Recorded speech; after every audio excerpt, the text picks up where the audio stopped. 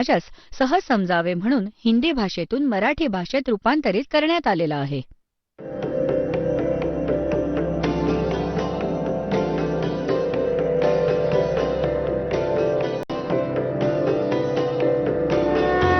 और ज्ञान सब ज्ञानडी कबीर ज्ञान सो ज्ञान और जैसे घोड़ा तोब का करता चले मैदान. जगद्गुरु तत्वदर्शी संत रामपालजी महाराजांचे अमृत वचन सर्व पवित्र धर्मांच्या व पवित्र शास्त्रांच्या आधारावर. प्रारब्ध ते असतं जे तुमच्या जन्माच्या वेळी पूर्वीच निर्धारित केलं जात असतं. तुमचे संचित म्हणजे तुमचं डिपॉझिट पुण्य आणि पाप आहे भगवंताच्या दरबारी, त्याची ॲव्हरेज घेतली जाते. ज्यांची पापं घोर आहेत त्यांना त्यांच्या प्रारब्धात दुःख अधिक, आणि ज्यांची पुण्य अधिक आहेत तर त्यांच्या प्रारब्धात सुख अधिक. इथली नकली सुख तर त्यांचा ॲव्हरेज रेशो काढला जातो. तर असं 50% जसं पुण्य घेतलं 50% पाप. आता पाप आहेत अरब खरब आणि पुण्य आहेत 20-30. तर 20-30ची जी पुण्य आहेत ती 50% 10 होतील. अरब खरबचं 50% घ्यावं लागेल आणि मग त्याला सरासरी प्रमाणात वाटावं लागेल. तर या प्रकारे आपण प्रारब्धाच्या आधारे सगळं जीवन व्यतीत करतो. त्यात काही बदल होऊ शकत नाही. मग तत्वदर्शी संत भेटतात. कबीर परमेश्वरांची जी कृपापात्र संत किंवा परमेश्वर स्वतः येतात. केवळ त्याच वेळी हे परिवर्तन संभव असतं. त्यासाठी म्हटलंय की मासा घटे ना तिल बधे. मासा 1 ग्रॅमपेक्षाही कमी असतो. मासा घटे ना तिल बधे, विधना लिखे जो लेख, और सच्चा सतगुरु मेट कर ऊपर मार दे मेघ. मेघ म्हणजे कायमसाठी संपवून टाकणं. प्रारब्धामधील त्या संकटांना, जी पापं तुमच्या नशिबात लिहिली आहेत, त्यांना छाटून टाकून फॉरेव्हर सही मारून टाकेल. आता हे तुला भोगावं लागणार नाही. तर ज्या कारणाने आपण तो तत्वदर्शी संत ना मिळाल्याने या सर्व ऋषी महर्षी ब्रह्मा विष्णू महेश सुद्धा विचलित राहिले. यांना आजपर्यंत भगवंताचा पत्ता नाही, परमात्मा कोण आहे.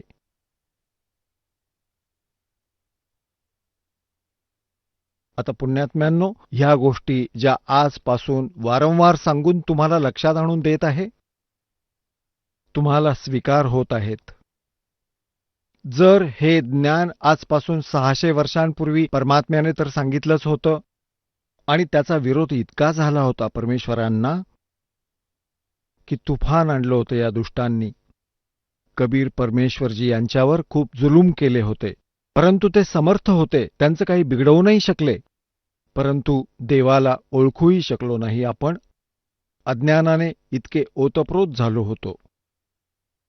तर आजपासून 600 वर्षांपूर्वी जर ही गोष्ट सांगितली असती जी दासाने आज तुमच्या समोर सांगितली आहे, ब्रह्मा विष्णू महेश काय, दुर्गा हिला सुद्धा पूर्ण ज्ञान नाही, ब्रह्मकडे सुद्धा अपूर्ण ज्ञान आहे, गीता ज्ञानदात्याला सुद्धा संपूर्ण आत्मज्ञान नाहीये.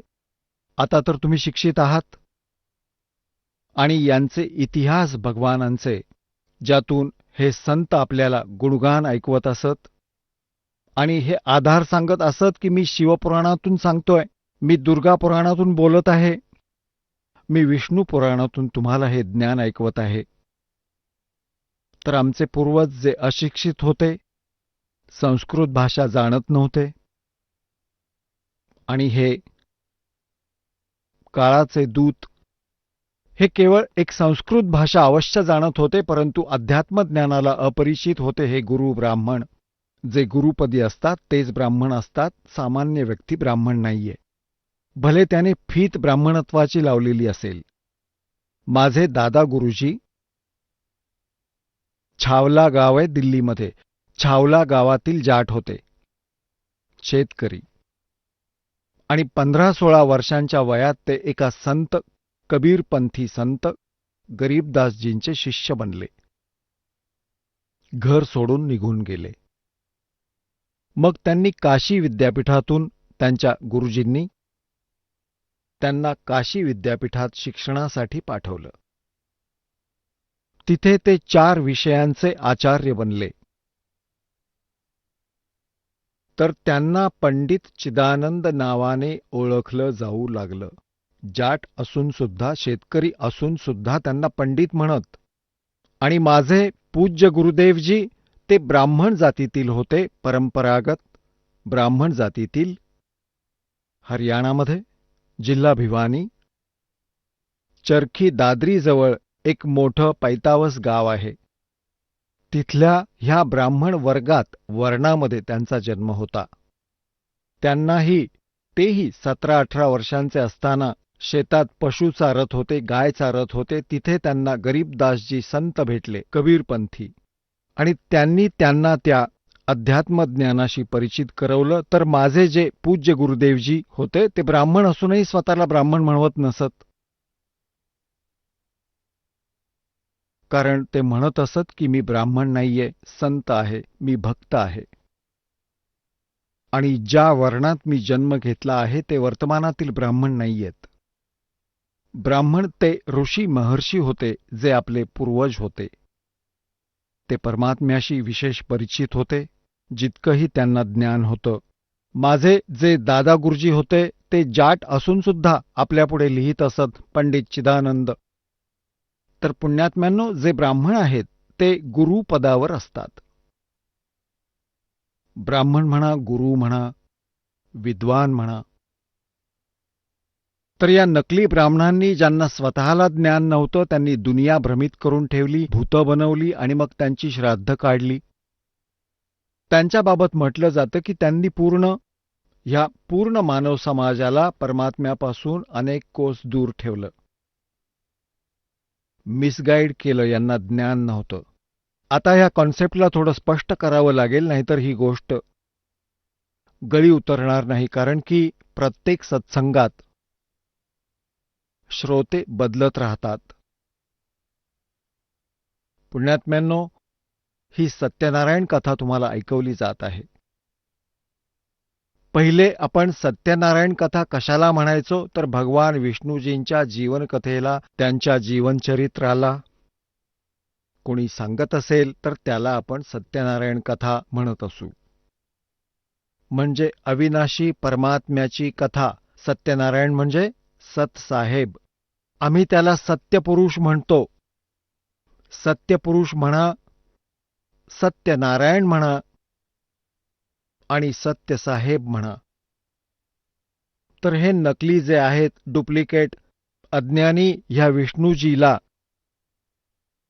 सत्यनारायण म्हणत असत, अविनाशी परमात्मा म्हणत असत. आणि याच कथेतून आपण म्हणत असतो की तुम्हाला सत्यनारायणाची कथा ऐकवतो. पुण्यात्म्यांनो, सत्यनारायणाची कथा तुम्हाला आत्ता ऐकवली जात आहे. ती सत्यनारायण कथा नव्हती. त्यांनी तुम्हाला मिसगाईड केलं आहे. आता पहा, आता देवी पुराण, श्री देवी पुराण याचं सारं समाधान करून देतात.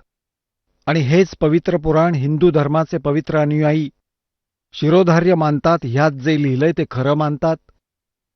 आज त्या सत्याला आपण स्वतः वाचत आहोत आणि परिचित होत आहोत. आणि त्या अज्ञानी लोकांनी ज्या दंतकथा ऐकून सोडलं होतं, लोकवेद, ते तुमच्याजवळ आहेच. ह्या दोघांचा निर्णय होऊन जाईल की यात खरं कोण आणि खोटं कोण. आता तुम्हाला दाखवतो श्रीमद देवी भागवत, गीता प्रेस गोरखपूरमधून प्रकाशित, ज्यात विष्णूजी स्वतः मान्य करतात की आम्ही नाशवान आहोत, आमचे जन्म आणि मृत्यू होतात. आणि हे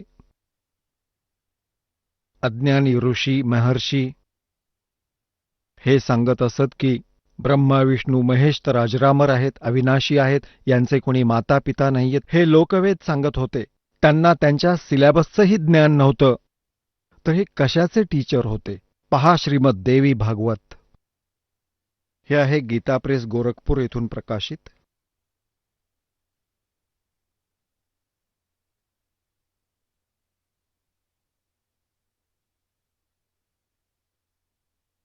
संपादक आहेत हनुमान प्रसाद पोद्दार, चिमनलाल गोस्वामी.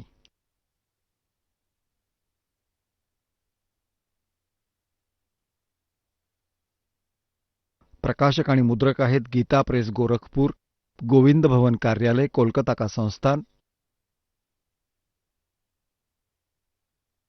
ह्याच्या 3ऱ्या स्कंधात 123 पानावर आपण वाचूया. 123वे पान आहे हे. भगवान विष्णूजी आपली माता दुर्गाची स्तुती करत म्हणत आहेत, तू शुद्ध स्वरूपा आहेस. हा सारा संसार तुझ्यामुळेच उद्भासित झाला आहे. मी, ब्रह्मा आणि शंकर आम्ही सारे तुझ्याच कृपेने विद्यमान आहोत. आमचा आविर्भाव म्हणजे जन्म आणि तिरोभाव म्हणजे मृत्यू होत असतो. आमचे तर जन्म आणि मृत्यू होतात, केवळ तूच नित्य आहेस. आता विष्णूजी म्हणत आहेत की तूच अविनाशी आहेस, जगत जननी आहेस, प्रकृती आणि सनातनी देवी आहेस. भगवान शंकर म्हणाले, देवी, जर महाभाग विष्णू तुझ्यातूनच प्रकट झाले आहेत, तर त्यांच्यानंतर प्रकट होणारे ब्रह्मा म्हणजे दुर्गेपासूनच ब्रह्माची उत्पत्ती झाल्याचं मान्य करतायत शंकरजी. आणि विष्णूजींचीही उत्पत्ती तिच्यातूनच झाली, दुर्गेमधून. तर त्यानंतर जर महाभाग विष्णू तुझ्यातूनच प्रकट झाले आहेत, उत्पन्न झाले आहेत, तर त्यानंतर उत्पन्न झालेले ब्रह्मासुद्धा तुझेच बालक आहेत. मग मी तमोगुणी लीला करणारा शंकर काय तुझी संतान होत नाही? अर्थात मलाही उत्पन्न करणारी तूच आहेस शिवे, संपूर्ण संसाराची सृष्टी करण्यात तू चतुर आहेस. ह्या संसाराच्या सृष्टी, स्थिती आणि संहारामध्ये तुझे गुण सदैव समर्थ आहेत. ह्या 3ही गुणातून उत्पन्न आम्ही म्हणजे रजगुण ब्रह्मा, सद्गुण विष्णू, तमगुण शंकर आहेत. ब्रह्मा, विष्णू आणि शंकर नियमाप्रमाणे कार्यात तत्पर असतात. नियमानुसार ज्याच्या भाग्यात जसं लिहिलं आहे केवळ तेच आम्ही देऊ शकतो, त्यात कोणी परिवर्तन करू शकत नाही. पुण्यात्म्यांनो, ह्या पवित्र सद्ग्रंथ श्री देवी पुराणामध्ये ह्या 4-5 ओळींमध्ये 4 कॉन्सेप्ट क्लिअर केल्या. एक तर हे की ब्रह्मा, विष्णू, महेश नाशवान आहेत, यांचे जन्म आणि मृत्यू होतात. दुसरं असं झालं की ही दुर्गा यांची माता आहे. तिसरं हे झालं की रजगुण ब्रह्मा, सद्गुण विष्णू आणि तमगुण शिवजी आहेत. आणि चौथं हे झालं की केवळ हे वर्क डनच देऊ शकतात, त्यात कोणतंही परिवर्तन करू शकत नाहीत. आता दुसरा प्रसंग तुम्हाला ऐकवतो, ज्या कारणाने दासाने हे वचन म्हटलं की आजपर्यंत ना ब्रह्माजींना आध्यात्मिक ज्ञान, वेदांचं ज्ञान, ना विष्णूजींना ज्ञान म्हणजे ब्रह्माजींकडून ज्ञान प्राप्त झालं आहे श्री विष्णूजी आणि श्री शिवजी यांना. आणि अन्य ऋषी महर्षींना तर ब्रह्माजींच्या ज्ञानातूनच कळून चुकेल तुम्हाला की बाकी लोकांना त्यांनी काय उपदेश देऊन ठेवलाय. आणि मग दुर्गा इथल्या 21 ब्रह्मांडांची जननी म्हटली जाते. आणि तिच्याविषयी भगवान विष्णूजींचे काय विचार आहेत, म्हणजे भगवान ब्रह्मा आणि भगवान विष्णूजींना केवढं आध्यात्मिक ज्ञान आहे, ते वेदांना किती परिचित आहेत, हे तुमच्या समक्ष आता करेल हे देवी पुराण. आणि स्कंद पहिला पहा, हे ते दुर्गा पुराण आहे. पहिला स्कंध.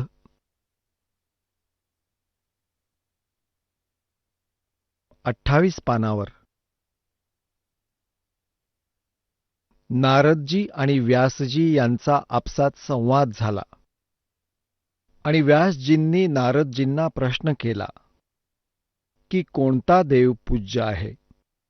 तर नारदजी म्हणतात की हाच प्रश्न माझा पिता ब्रह्माने भगवान श्रीहरी विष्णूजींना केला होता. नारदजी म्हणाले, महाभाग व्यासजी, तुम्ही या विषयावर जे विचारत आहात, ठीक हाच प्रश्न माझ्या पिताजींनी म्हणजे ब्रह्माजींनी भगवान श्रीहरी विष्णूजींना केला होता.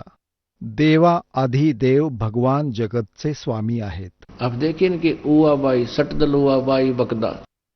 आता नारदजी म्हणत आहेत की भगवान विष्णू सर्व देवतांचे देवता म्हणजे सुप्रीम पॉवर आहेत, सर्वात मोठे भगवान आहेत. देव म्हणजे भगवान, भगवंतांचेही भगवान, देवांचेही देव, सगळ्यांचे सरदार, सरताज भगवान जगताचे स्वामी आहेत. लक्ष्मीजी त्यांच्या सेवेत उपस्थित राहते. दिव्य कौस्तुभमणी त्यांची शोभा वाढवतो. ते शंख चक्र गदा घेऊन राहतात, पितांबर धारण करतात, 4 भुजा आहेत. ते चराचर जगताचे आश्रयदाता आहेत, जगद्गुरू आणि देवतांचेही देवता आहेत. आता इथे विष्णूजींना जगद्गुरू म्हटले आहे. जगद्गुरूचा अर्थ आहे जो सर्वांना यथार्थ ज्ञान देतो, पूर्ण विश्वाला. असे जगतप्रभू भगवान श्रीहरी महान तप करत होते, त्यांची समाधी लागली होती. हे पाहून माझे पिता ब्रह्माजींना खूप आश्चर्य वाटलं. म्हणून त्यांनी त्यांच्याकडून जाणून घेण्याची इच्छा प्रकट केली. ब्रह्माजींनी विचारलं, प्रभो, तुम्ही देवतांचे अध्यक्ष, जगताचे स्वामी, भूत भविष्य आणि वर्तमान सर्व जीवांचे एकमात्र शासक आहात. भगवान, मग तुम्ही का तपस्या करत आहात आणि कोणत्या देवाच्या आराधनेत ध्यानमग्न आहात? मला असीम आश्चर्य तर याचे होत आहे की आपण देवेश्वर आणि साऱ्या संसाराचे शासक असतानाही समाधी लावून बसला आहात. ब्रह्माजींचे विनीत वचन ऐकून मग भगवान श्रीहरी असं म्हणाले. भगवान विष्णू लागले मग प्रवचन द्यायला. आता पहा यांचं प्रवचन. श्रीहरी त्यांना म्हणू लागले, ब्रह्मण, सावधान होऊन ऐका. मी माझ्या मनातील विचार व्यक्त करत आहे. देवता, दानव, मानव सगळ्यांना हेच ठाऊक आहे की तू सृष्टी करतोस, मी पालन करतो आणि शंकर संहार करतो. परंतु तरीही वेदाचे पारगामी पुरुष आपल्या युक्तीने हे सिद्ध करतात की रचना, पालन आणि संहार करायची ही योग्यता जी आपल्याला मिळालीय, याची अधिष्ठात्री शक्ती देवी आहे.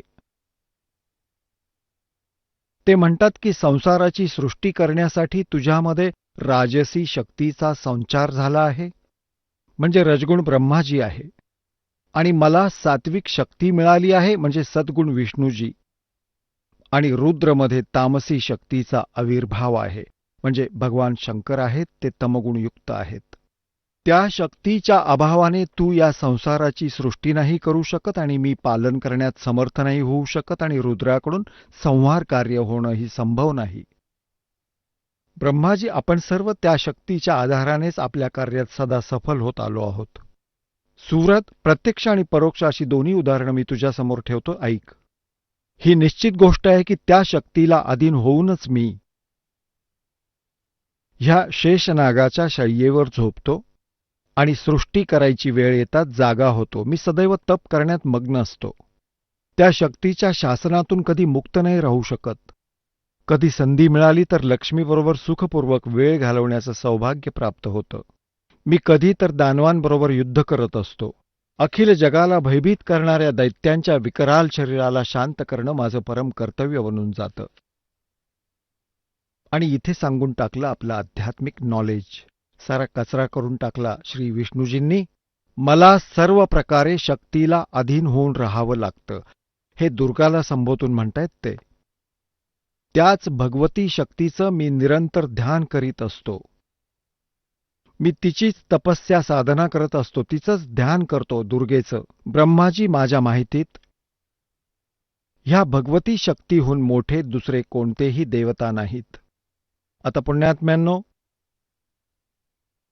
यात किती महापुरुषांच्या आध्यात्मिक ज्ञानाची जे आहे ते आपल्याला कळलंय. एकतर नारदजींचं आणि दुसरं व्यासजींचं.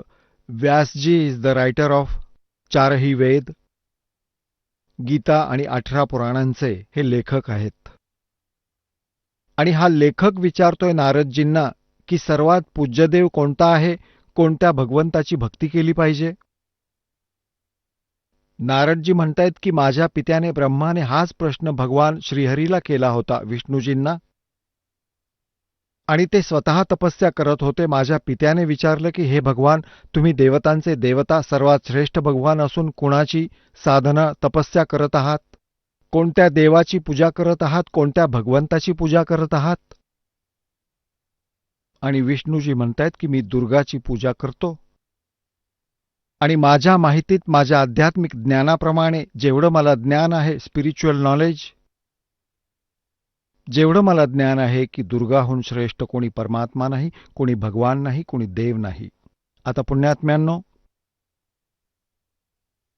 आता जिथे इथल्या भगवंतांना वेदांचं पूर्ण ज्ञान नाही, तर या ऋषी महर्षींना कुठून असणार, जे यांच्यावर आपण आश्रित होऊन राहिलो, ब्राह्मण गुरूंवर.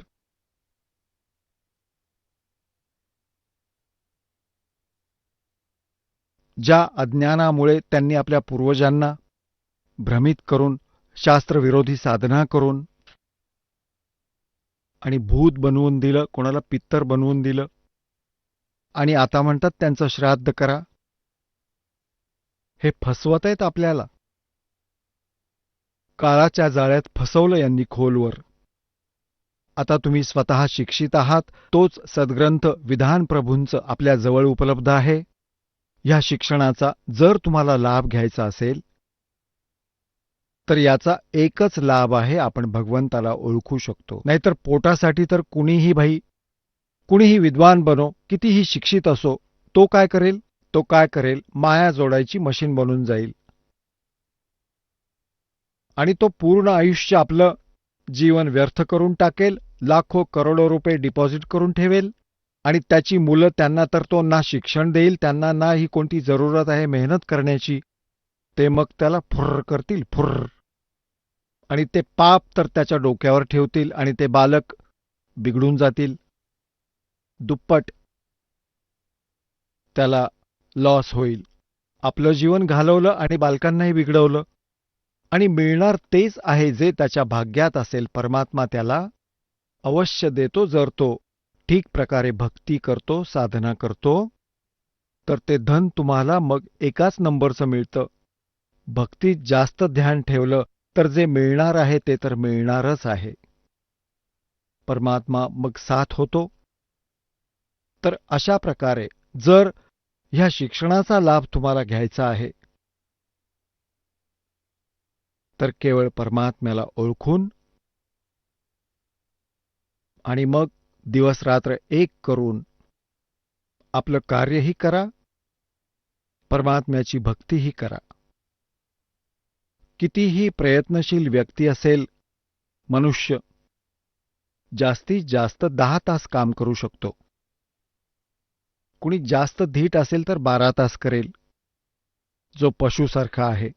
तर त्यातून 12 तासांनंतर 12 तास उरतात, त्यात 6 तास झोपले, 2 तास खायला प्यायला नाहण्या धुण्याला लागले. 8 तासातले 4 तास तरीही तुमच्याकडे शिल्लक राहिले. त्यातला 1 तास तर मित्रपरिवाराबरोबर गप्पा माराव्या लागतात. 3 तास तर कमीत कमी परमात्म्याला दिले पाहिजेत तुम्ही. आणि ते 3 तास तुम्ही दिलेले, असं नाही की एकाच जागी बसून द्यायचे आहेत. तुम्ही चालता चालता तो वेळ कसाही, जसं ज्यावेळी तुम्ही कुणाबरोबर बोलत आहात, बोलणं संपलं की तो आपल्या रस्त्याला लागला, तुम्ही माळ उचला, ती वेळ तुमची. अशा प्रकारे सगळे मिळून जे 3 तासही तुम्ही देवाला द्याल तर बेडा पार आहे. जास्त करायची गरज नाही. आता प्रसंग चालू आहे की आपल्याला सगळ्यात आधी हे पाहायचं आहे की आपला सिलॅबस आपल्याला काय सांगत आहे. आमचे सद्ग्रंथ काय सांगत आहेत. आणि सिलॅबसच्या बाहेर आपण जर काही शिक्षण घेत आहोत तर मग आपण परीक्षेत फेल होतो. आणि हेच कारण आहे की आपले जे आध्यात्मिक गुरु होते ते आपल्या सिलॅबसशी परिचित नव्हते.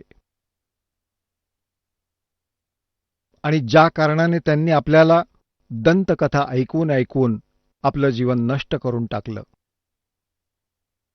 आता आपण त्या सिलॅबसला तुमच्यासमोर आणत आहोत. तुम्हीही बुद्धिमान आहात. तुमच्या घरात ही पुस्तकं ठेवलेली असतील, नसतील तर तुम्ही विकत घेऊ शकता आणि पाहू शकता, ज्यांना अविश्वास आहे. एकदा आम्ही एक महाराष्ट्रामध्ये औरंगाबाद, नाशिक अहमदनगर या खूप साऱ्या शहरांमध्ये आम्ही सत्संग केले होते 4-4, 5-5 दिवसांचे असे तंबू लावून. तर तेव्हा प्रोजेक्टरवरती हा दास दाखवत होता दुर्गापुराण, ब्रह्मा विष्णू महेश यांचा जन्म, ती जन्मपत्री ऐकवत होतो यांची. तर 2-3 म्हातारे बुजुर्ग सुशिक्षित व्यक्ती होते, ते समोर सत्संग ऐकत होते, प्रोजेक्टरवर पाहत होते. तर ते काय म्हणत होते की हे जे संत आहेत ते कोणी षडयंत्री वाटतायत आणि याने वरचं कव्हर गीता प्रेस गोरखपूर हे बनवून ठेवलं असेल स्वतःच. आम्ही इतर इतके दिवस झाले वाचतोय ही पुराणे, हे तर कधीच वाचलं नाही, कधी पाहिलं नाही याच्यात. तर तिघेही होला हो करत होते. खरंच काहीतरी गडबड असावी की काहीतरी नकली डुप्लिकेट पुस्तक बनवून ठेवलं असेल याने. तर मग त्यांनी ती प्रेस नोट केली, स्कंद नोट केले.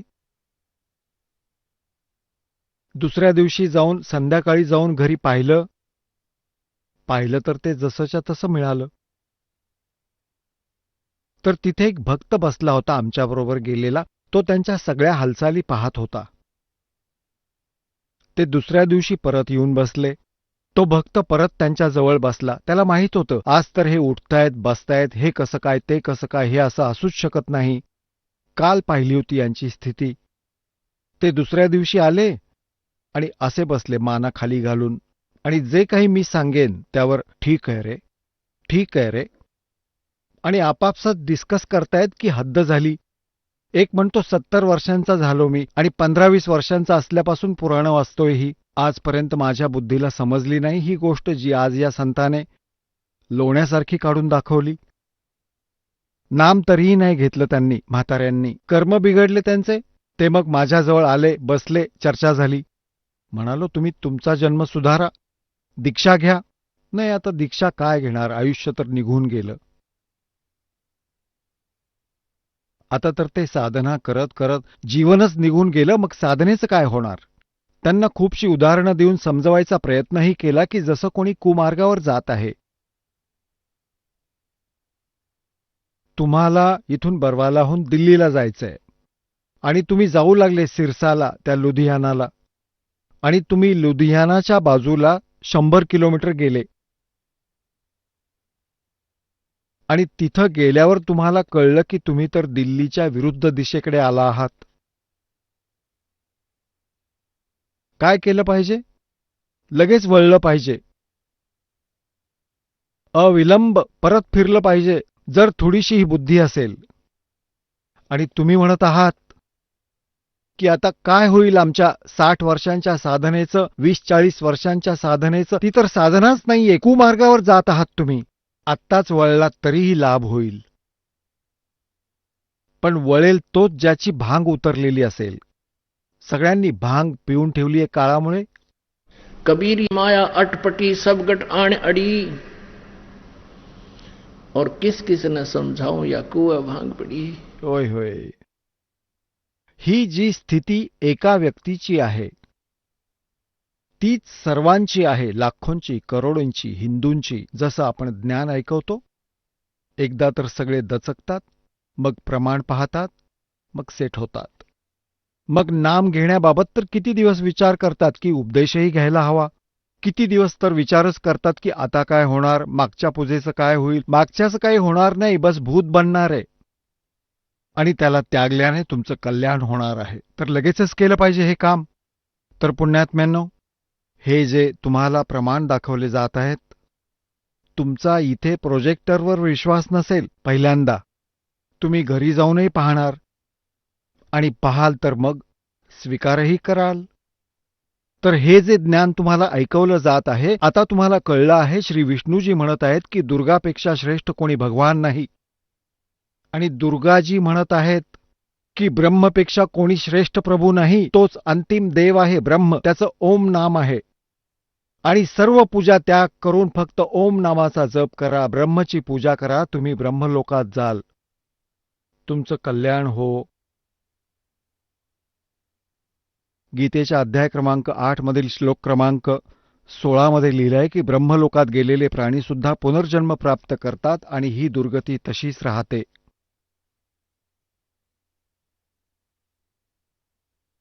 श्रीमद भगवद्गीतेचं ज्ञान हे ब्रह्म सांगत आहे. श्रीकृष्णाच्या शरीरात प्रवेश करून गीतेच्या अध्याय 8 मधील श्लोक 16 मध्ये सांगत आहे, ओम इति एकाक्षरम ब्रह्म व्यवहारन मामनुसमरण ये प्रियाति तजन देहम स याति परमाम गतिम. मज ब्रह्मचं फक्त ओम अक्षर आहे, नथिंग एल्स. ओम इति, बस हेच. एकाक्षराचं एक अक्षर आहे ओम. मज ब्रह्मचं उच्चारण करत स्मरण केल्याने ये प्रियाति तजन देहम जो शरीर सोडून जातानाही याचं स्मरण करत जाईल स याति परमाम गतिम. तो ओम पासून मिळणाऱ्या परमगतीला, म्हणजे अंतिम उपलब्धी जी ओमच्या जपामुळे आहे ती ब्रह्मलोक प्राप्ती आहे. आणि ब्रह्मलोकात गेलेले प्राणी जन्म आणि मृत्यूमध्ये राहतात. त्यांना परमशांती नाही होऊ शकत. जोपर्यंत प्राणी जन्म आणि मृत्यूमध्ये आहेत त्याला परमशांती नाही मिळू शकत. त्यांना सुख नाही मिळू शकत. आता गीता ज्ञानदाता ब्रह्म आहे. श्रीकृष्णामध्ये प्रवेश करून बोलतोय हा काळ आहे. हा सांगत आहे 4थ्या अध्यायातील 5व्या आणि 9व्या श्लोकात, अर्जुन तुझे आणि माझे खूप जन्म झाले आहे, तुला माहीत नाही, मला माहिती आहे. माझे कर्म आणि जन्म अलौकिक आहेत. गीतेच्या अध्याय 2 मधील श्लोक 12 मध्ये गीता ज्ञानदाता म्हणत आहे, अर्जुन तू असं समजू नको की तू, मी आणि हा राजा पहिले जन्माला आलेलो नव्हतो आणि पुढेही जन्माला येणार नाही. आम्ही पुढेही जन्मू आणि आधीही जन्मलो होतो. गीतेच्या अध्याय 2 मधील श्लोक क्रमांक 17 मध्ये म्हटलंय की अविनाशी त्याला जाण ज्याला मारण्यास कोणी सक्षम नाही. आणि ज्या परमेश्वराने साऱ्या ब्रह्मांडांची रचना केली आहे. त्यामुळे गीतेच्या अध्याय क्रमांक 15 मधील श्लोक क्रमांक 1 ते 4 मध्ये म्हटलं आहे की जो तत्वदर्शी संत असेल तो उलट्या लटकलेल्या संसाररूपी वृक्षाचे सारे भाग सांगेल. खोड कोण आहे, फांदी कोण आहे, मूळ कोण आहे आणि फांद्या आणि पाने काय आहेत. तो तत्वदर्शी संत ज्याचं 4थ्या अध्यायातील 34व्या श्लोकात वर्णन केलं आहे की त्याला तत्वज्ञान, परमात्मा, पूर्ण परमात्म्याची माहिती तत्वदर्शी संतांकडून समजून घे, विचार. त्याची ओळख सांगितली आहे 15व्या अध्यायातील पहिल्या मंत्रात. मग 4थ्या श्लोकात म्हटलं आहे की त्यानंतर त्या तत्वज्ञान रूपी शस्त्राद्वारे अज्ञान रूपी अंधाराला, ह्या अज्ञानाला छेदून म्हणजे समजून परमेश्वराच्या त्या परमपदाचा शोध घेतला पाहिजे जिथे गेल्यावर साधक फिरून संसारात परत येत नाहीत, त्यांचे जन्ममृत्यू होत नाहीत. आणि ज्या परमेश्वराकडून ह्या संसाररूपी वृक्षाची प्रवृत्ती विस्ताराला प्राप्त झाली आहे, म्हणजेच ज्या परमेश्वराने ह्या सर्व संसाराला रचलंय, सर्व ब्रह्मांडांची रचना केली आहे. गीता ज्ञानदाता सांगत आहेत की केवळ त्याचीच भक्ती केली पाहिजे, तन मन धनाने, म्हणजे पूर्ण समर्पण भावाने. माझी कर म्हणत नाहीत. स्वतःसाठी म्हणतो 8व्या अध्यायातील 5 आणि 7 मध्ये की माझं स्मरण करायचं सांगितलंय. 8व्या अध्यायातील 13व्या श्लोकात ओम नाम आहे. आणि तुला जर माझ्या जवळ राहायचं असेल तर माझं स्मरण कर, मला प्राप्त होशील. युद्धही करायचंय तुला, आणि युद्ध करावं लागलं तर शांती कुठे. गीतेच्या अध्याय क्रमांक 18 मधील श्लोक 62 मध्ये म्हटले की अर्जुन, म्हणून तू सर्व भावाने त्या परमेश्वराला शरण जा, ज्याच्या कृपेने तू शांतीला, सनातन परमधामाला प्राप्त होशील. म्हणजे तुझा परत जन्म होणार नाही, तुझा मृत्यू होणार नाही. त्यासाठी त्याने सांगितलं की तत्वदर्शी संताला विचार. 17व्या अध्यायातील 23व्या श्लोकात ते सच्चिदानंद घन ब्रह्म म्हणतात, ओम तत्सत इति निर्देशो ब्रह्मण त्रिविध स्मृतः. ब्रह्मणे म्हणजे सच्चिदानंद घन ब्रह्म. गीतेच्या अध्याय क्रमांक 8 मधील श्लोक 1 मध्ये अर्जुनाने विचारलं, प्रभू तुम्ही गीतेच्या अध्याय क्रमांक 7 मधील श्लोक 29 मध्ये म्हटलं आहे की जो प्राणी त्या तत्ब्रह्मशी परिचित आहे, संपूर्ण अध्यात्माशी परिचित आहे आणि सर्व कर्मांशी परिचित आहे, तो फक्त जरा आणि मरण यातून सुटण्याचा प्रयत्न करतो, इथल्या कोणत्या वस्तूच्या लोभात पडत नाही. तर 8व्या अध्यायातील 1 मध्ये अर्जुनाने विचारलं, किम तद्ब्रह्म? तर ते तद्ब्रह्म कोण आहे, ज्याला जाणून घेतल्यावर इथल्या कोणत्याही वस्तूची डिमांड राहत नाही, तो यातून सुटकाराच इच्छितो? गीता ज्ञानदाताने 8व्या अध्यायातील 3ऱ्या श्लोकात म्हटलं की तो परमक्षर ब्रह्म आहे आणि त्याला शरण जा, त्याच्या कृपेने तू 18व्या अध्यायातील 62व्या श्लोकात मग तुझा पूर्ण मोक्ष होईल. तर पुण्यात्म्यांनो, आता तुम्हाला दाखवतो दुर्गाजींचे अध्यात्मज्ञानाचे विचार आणि वचन, जे श्री हिमालयजीला ऐकवत आहेत. पहा, देवी पुराण, गीता प्रेस गोरखपूर इथून प्रकाशित, 562 पानावर, 7वा स्कंध. संक्षिप्त देवी भागवत, 562 पानावर, गीता प्रेस गोरखपूर इथून प्रकाशित आहे हे. आणि ज्याला विश्वास नाही त्यांनी आपल्या घरी जाऊन पहा. 562 वर देवी हिमालय राजाला ज्ञानोपदेश देत आहे, आपलं पुण्यवचन ऐकवत आहे, ब्रह्मस्वरूपाचं वर्णन करत आहे, ब्रह्मच्या विषयी माहिती देत आहे. श्री देवीजी म्हणू लागली, पर्वतराज, त्या ब्रह्मचं काय स्वरूप आहे हे सांगितलं जातं. आधी तर स्वतःविषयी फट्टे मारले आहेत की माझी पूजा करा, असं कर तसं कर, आणि मग सांगते की नाही, जर तुला योग्य लाभ हवा असेल तर मी सांगते. त्या ब्रह्मचं काय स्वरूप आहे हे सांगितलं जातं. जो प्रकाश स्वरूप, सर्वांच्या अत्यंत समीप आणि स्थित, हृदयरूपी गुहेत स्थित असल्याने गुहाचर नावाने प्रसिद्ध आणि महान पद अर्थात परमपद प्राप्य आहे. तो सर्व प्रजेच्या ज्ञानाच्या पलीकडे आहे.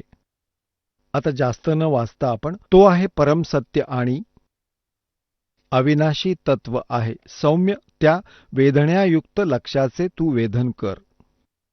मन लावून त्यात तन्मय होऊन जा. सौम्य उपनिषदांमध्ये सांगितलेलं महान अस्त्ररूपी धनुष्य घेऊन त्यावर उपासनेने तीक्ष्ण केलेला बाण संधान कर आणि मग भावानुगत चित्ताद्वारे त्या बाणाला खेचून त्या अक्षररूपी ब्रह्मलाच लक्ष्य बनवून वेध कर. प्रणव ओम तर धनुष्य आहे, प्रणव ओम धनुष्य आहे, जीवात्मा बाण आहे आणि ब्रह्मला त्याचं लक्ष्य म्हटलं जातं. म्हणजे जीवात्मा ओम नामाचा जप करेल आणि ब्रह्मला प्राप्त करायचा उद्देश ठेवेल. त्या एकमात्र परमात्म्यालाच जाण, कारण ब्रह्मकडे संकेत करत आहे. ब्रह्मला सुप्रीम पॉवर मानते ही देवी. त्या एकमात्र परमात्म्यालाच जाण, बाकी सगळ्या गोष्टींना सोडून दे, म्हणजे सर्व पूजा सोडून दे. हाच अमृतरूपी परमात्म्याकडे पोहोचवणारा पूल आहे. संसार समुद्रातून पार होऊन अमृतस्वरूप परमात्म्याला प्राप्त करण्याचा हाच सुलभ मार्ग आहे. ह्या आत्म्याचे ओमच्या जपाबरोबर ध्यान कर. ह्या ओममुळे होणारी जी परमगती आहे ती सांगितली जात आहे. ओमच्या जपाबरोबर ध्यान कर. यामुळे अज्ञानरूपी अंधाराच्या सर्वथा पलीकडे आणि संसार समुद्राच्या पलीकडे जो ब्रह्म आहे त्याला प्राप्त होशील. तुझं कल्याण हो. ओम नामाचा जप केल्याने ब्रह्मला प्राप्त होशील. आणि तो ब्रह्म कुठे राहतो हे पहा. हे 563 पानावर आपण वाचत आहोत.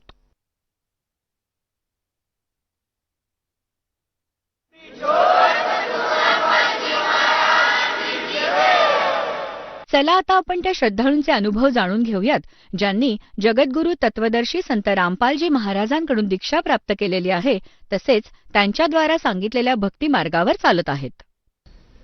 नमस्कार. नमस्कार सतसाहेब. आपलं नाव? सुरेश सुखदेव जाधव. आपण कुठून आलात?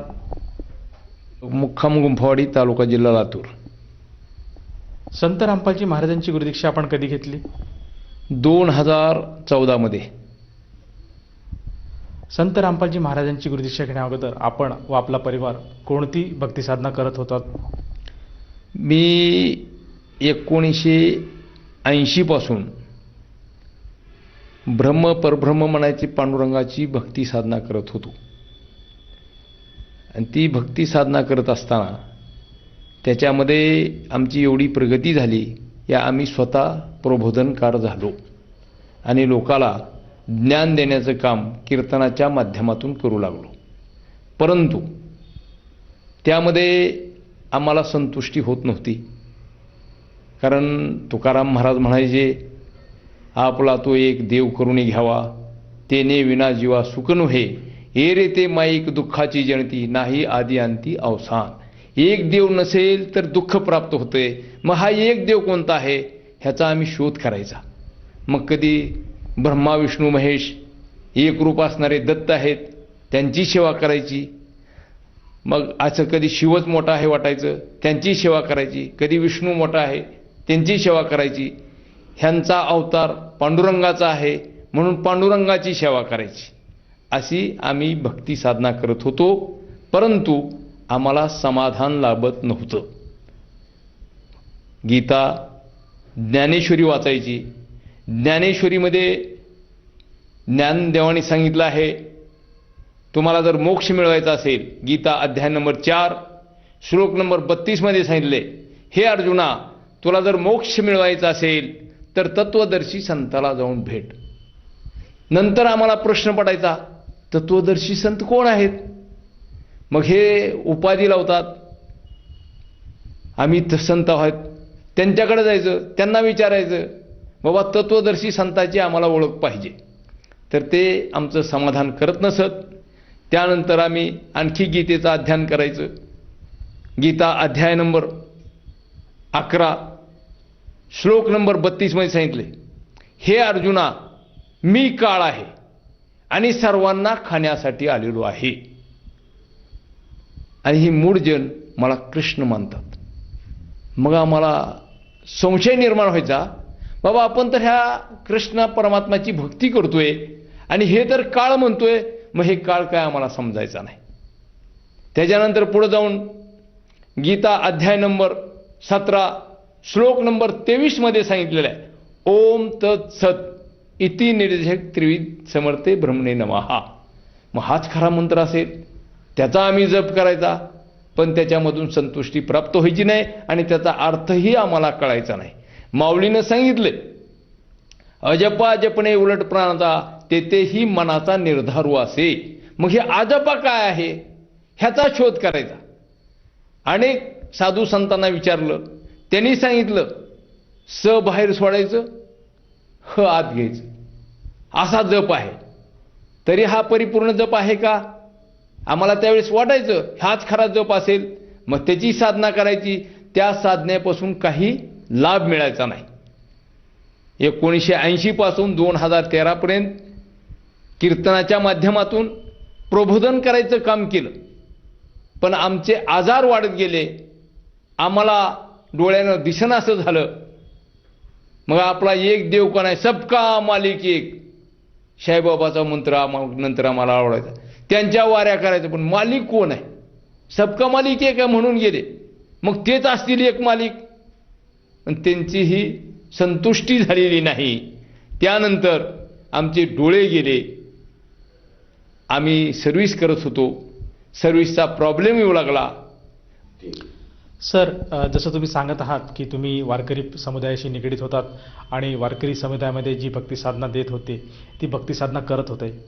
मला असं विचारायचं आहे की इतके वर्ष तुम्ही ही भक्ती साधना करत होतात, त्याच्या व्यतिरिक्त तुम्ही अन्य कोणी साधू संतांकडनं नामदीक्षा किंवा उपदेश किंवा अनुग्रह घेतला होता का? होय, घेतला होता. मी 1984 झाली ओम शांतीचा मंत्रोपदेश घेतला होता आणि त्यासाठी आबू पहाडला गेलो होतो. तिथं 8 दिवस राहिलो आम्ही आणि त्यांचं सर्व ज्ञान ग्रहण केलं. आणि त्यांनी सांगितलं किंवा हा शिवबाबा सर्वात श्रेष्ठ परमात्मा आहे आणि हेच पृथ्वी तलावर अवतीर्ण झालेले आहेत आणि त्यांची साधना केल्याने तुम्हाला मोक्ष मिळेल. त्यानंतर त्यांच्या शेवटच्या दिवशी मेडिटेशन झालं आणि मेडिटेशन हे त्रिकुटापर्यंतच झालं. आम्हाला 10वे द्वारापर्यंत ज्ञान होतं. त्यामुळं आम्हाला वाटलं की ही परिपूर्ण नाही, आमची संतुष्टी झाली नाही, आम्ही तिथून परत आलो. जसं तुम्ही सांगत आहात की तुम्ही ब्रह्मकुमारी या संस्थेशी जोडले गेले होते आणि त्यांनी जी भक्ती साधना दिली होती ही तुम्ही किती वर्ष केली? मी ही साधना 4 वर्षापर्यंत केली. या 4 वर्षाच्या साधनेमध्ये आपल्याला काही लाभ किंवा अनुभव प्राप्त झाला का? ह्या 4 वर्षाच्या साधनेमध्ये आम्हाला काहीही अनुभव प्राप्त झालेला नाही.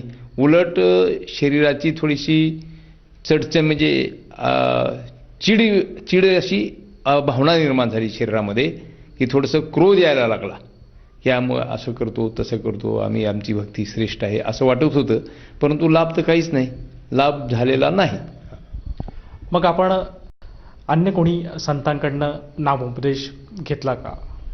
आमची सुरुवातीला जी वैष्णव संप्रदायाची परंपरा चालू होती ती आम्ही चालूच ठेवलेली होती, परंतु त्याच्यातून हा शोध करत होतो.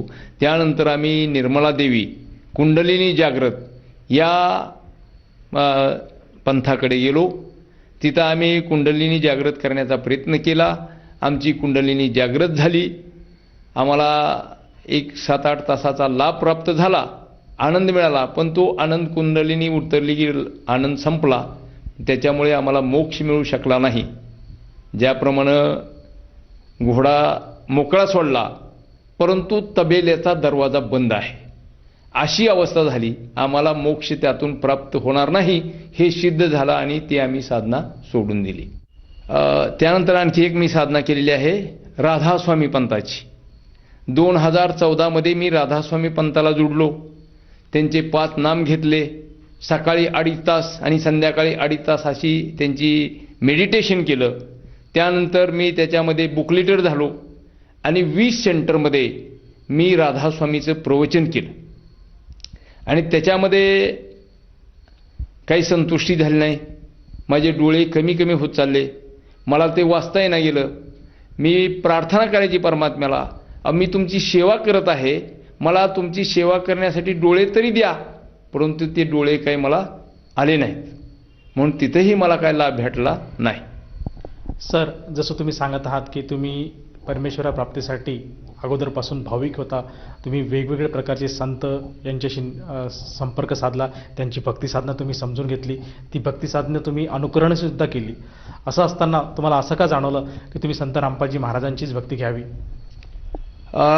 महत्त्वाचं कारण असं आहे की आपण वैष्णव संप्रदाय हे सर्व संप्रदाय बघत आलो, परंतु ह्याच्यामध्ये सुख शांती समाधान मिळत नाही असं दिसल्यानंतर आमचे चुलते संत रामपालजी महाराजांना 2013 मध्ये जुळलेले होते.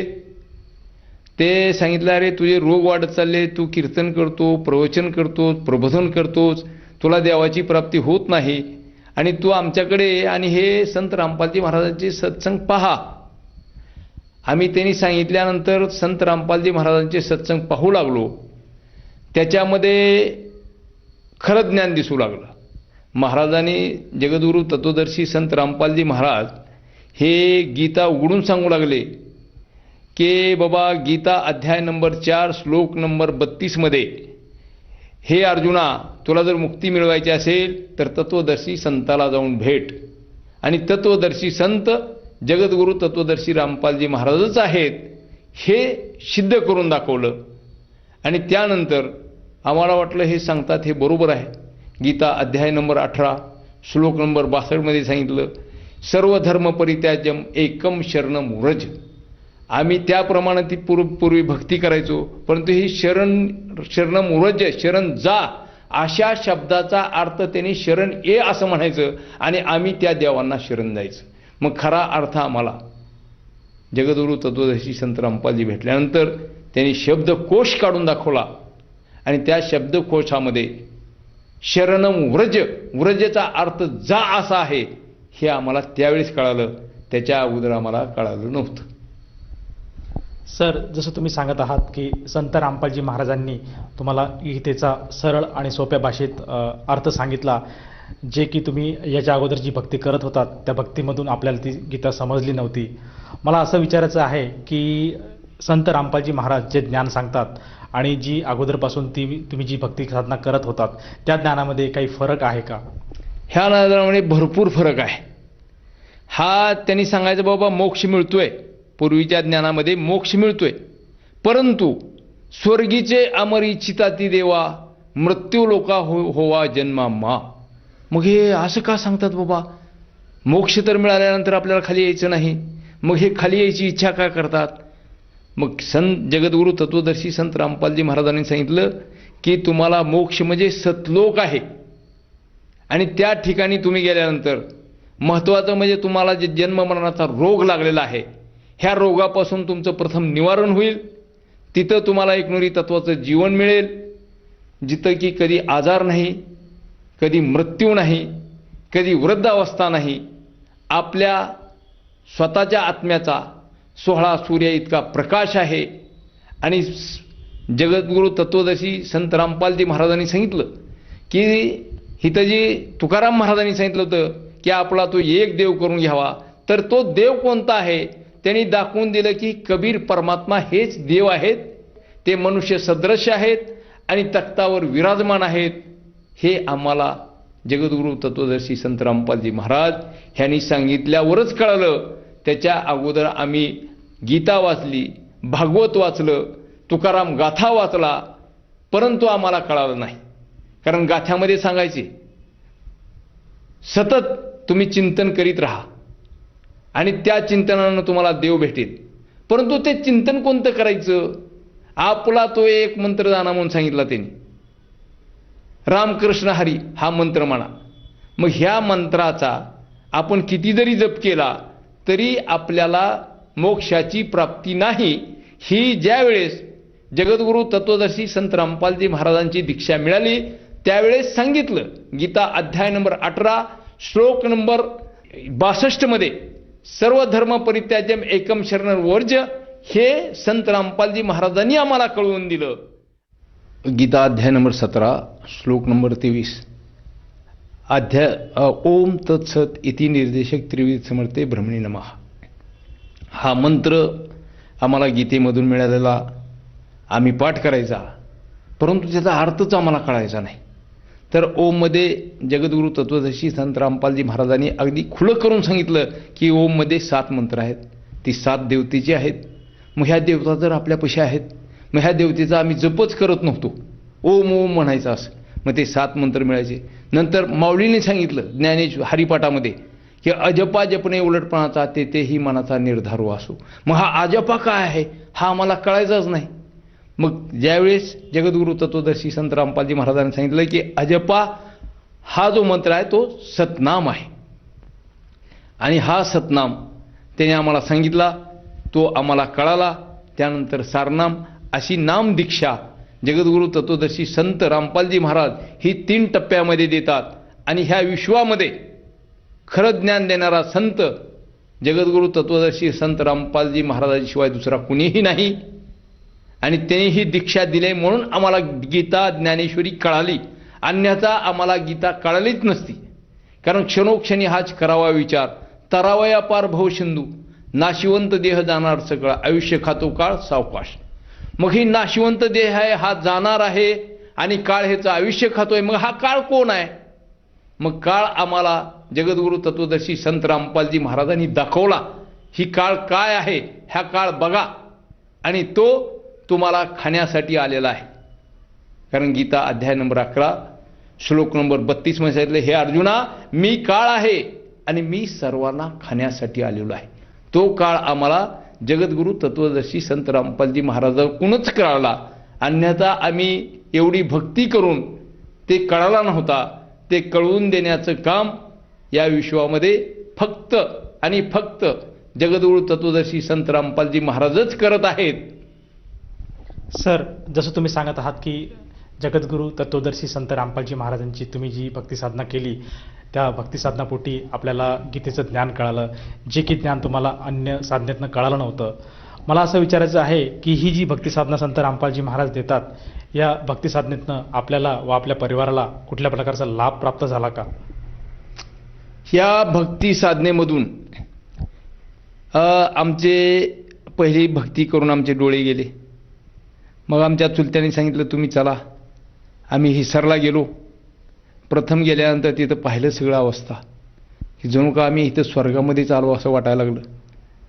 आणि तिथं इतकं प्रेमानं बोलणं, भंडारा व्यवस्थित. हे झाल्यानंतर त्यांनी लगेच सांगितलं की भंडारा करा. तिथं भक्तजण अगदी आनंदानं आमच्या जवळ आले आणि प्रेमाचं आलिंगन देऊ लागले. किती प्रेम हे प्रेम आम्हाला कुठेच मिळालं नव्हतं. ते प्रेम हिसार, सतलोक आश्रम बरवाला यामध्ये गेल्यानंतर मिळालं आम्हाला. आणि आम्हाला लगेच वाटलं की परमात्माची नामदीक्षा घ्यावी. आम्ही लगेच ताबडतोब परमात्माची नामदीक्षा घेतली आणि परमात्माच्या दर्शनासाठी आम्ही लाईनमध्ये उभारलो.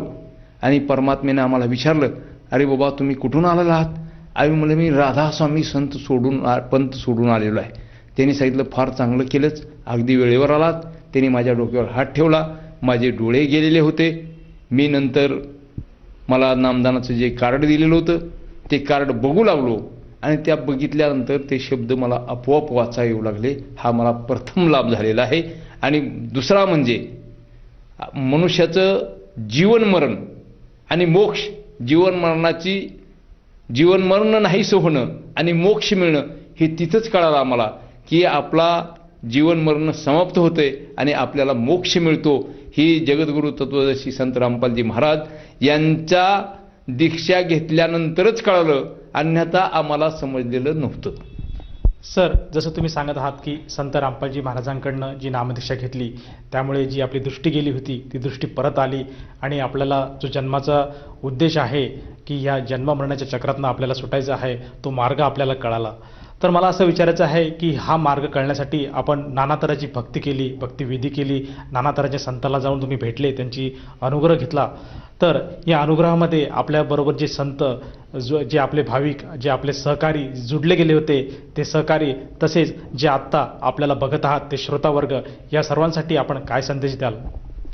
मी संदेश तर देऊ शकत नाही, परंतु सर्व भक्तांना, वैष्णव संप्रदायातील भक्तांना, ओम शांतीतील भक्तांना, धनधन सद्गुरूतील भक्तांना, राधास्वामीमधील जे काही माझे बांधव आहेत त्यांना मी प्रार्थना करू शकतो की बाबांनो, आपल्याला जर उद्धार करून घ्यायचा असेल, जीवन मरणाच्या चक्रातून मुक्त व्हायचं असेल, तर या विश्वामध्ये जगद्गुरू तत्वदर्शी संत रामपालजी महाराज यांच्या अनुग्रहाशिवाय इतर कुणाच्याही अनुग्रहानं मुक्ती मिळणार नाही. ही माझी तुम्हाला कळकळीची विनंती आहे, प्रार्थना आहे आणि तुमच्या चरणी मी काकलूत अर्पण करीत आहे. सर, जर कोणी भक्ताला संत रामपालजी महाराजांची गुरुदीक्षा घ्यावयाची असेल तर तो भगत संत रामपालजी महाराजांची गुरुदीक्षा कशी घेऊ शकेल? जगद्गुरू तत्वदर्शी संत रामपालजी महाराजांचे भरपूर चॅनलवर सत्संग चालू आहेत आणि त्या सत्संगाद्वारे, त्याच्या सत्संगामध्ये एक मोबाईलचा नंबर येतो, त्या नंबरशी तुम्ही कॉन्टॅक्ट करा आणि ते कॉन्टॅक्ट केल्यानंतर तुम्हाला लगेच समजेल. जगद्गुरू तत्वदर्शी संत रामपालजीच्या दयाकृपेने प्रत्येक जिल्ह्यामध्ये नामदान केंद्र खुललेले आहेत आणि त्या ठिकाणी जाऊन तुम्ही नामदीक्षा घेऊ शकता किंवा ज्ञानगंगा, जीने की राह हे ऑनलाईन करून पुस्तक मागवू शकता आणि ते पुस्तक पूर्णपणे वाचा. अगोदर तो अभ्यास करा, अभ्यास केल्यानंतर ती नामदीक्षा तुम्ही प्राप्त करा. सर, या नामदीक्षेसाठी किती खर्च येतो? या नामदीक्षेसाठी 1 रुपयाही खर्च येत नाही. विनामूल्य नामदीक्षा आत्तापर्यंत कोणीही दिलेली नाही आणि जगद्गुरू तत्वदर्शी संत रामपालजी महाराजांनी आपल्या डोरपर्यंत नामदीक्षा आणून पोच केलेली आहे. ह्याचा लाभ घ्या ही सर्वांना विनंती करत आहे. धन्यवाद. सत साहेब.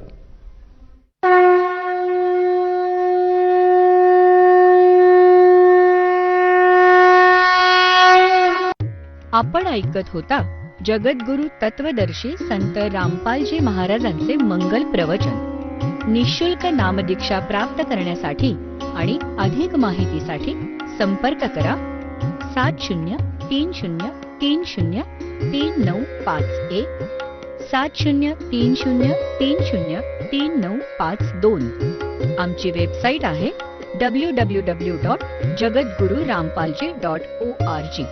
सर्व पवित्र धर्मांच्या व पवित्र शास्त्रांवर आधारित प्रमाणित अनमोल पुस्तक ज्ञानगंगा किंवा जगण्याचा मार्ग यापैकी कोणतेही एक पुस्तक निःशुल्क मागवण्यासाठी आम्हाला आपले पूर्ण नाव, पूर्ण पत्ता, पिनकोड सहित आणि फोन नंबर लिहून 7030303951 7030303952 नंबरवर SMS करू शकता किंवा आम्हाला 7030303950 नंबरवर व्हॉट्सअप देखील करू शकता.